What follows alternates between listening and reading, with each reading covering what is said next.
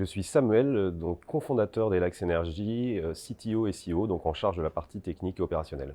Chez Elax Energy, on a un scope technologique assez large puisqu'on a à la fois un boîtier donc qui implique de l'électronique de puissance et de la télécommunication, le tout piloté par du firmware. Et on a aussi toute une solution logicielle sur serveur, donc avec une stack JavaScript, du Node.js, du React, du MongoDB.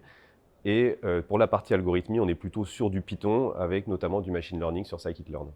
Donc il faut une grosse compétence métier pour comprendre la physique du produit et notamment du chauffe-eau, pour être en capacité d'analyser les résultats et de comprendre ce qu'il se passe in fine.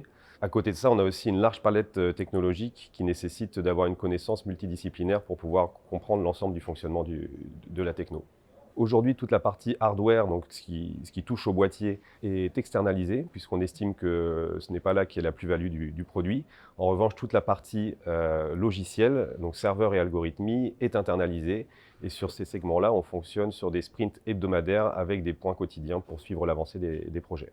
Pour le support client, on utilise Zendesk comme plateforme de gestion des incidents en multicanal, donc ça nous permet de communiquer en SMS, en téléphone et en email. On a également en outil de communication directe Sendinblue qui nous permet de communiquer justement par email, par SMS sur des campagnes d'information pour les locataires. Et enfin, on a l'outil principal qui est notre plateforme de gestion de flotte qui nous permet d'initialiser, de configurer et de monitorer l'ensemble des boîtiers qui sont déployés sur le terrain.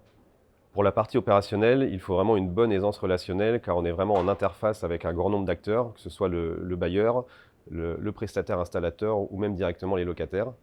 Il faut aussi une bonne compréhension du fonctionnement du produit pour être capable de détecter les dysfonctionnements et de résoudre les problèmes le cas échéant. Le cycle projet commence par une phase de coordination entre les différents acteurs, donc avec les bailleurs et les prestataires installateurs. Puis vient une phase de communication où on va informer les locataires des interventions à venir. Enfin, l'installation en elle-même, qui est prise en charge par le prestataire, mais qui nécessite un suivi proche de la part de la personne opérationnelle. Et enfin, un suivi de projet au niveau du bailleur, tout en assurant la gestion du service client auprès des locataires. Alors, rejoindre Elax Energy, c'est contribuer activement à court terme à la transition énergétique en économisant l'énergie de la meilleure des manières, c'est-à-dire en ne la consommant pas.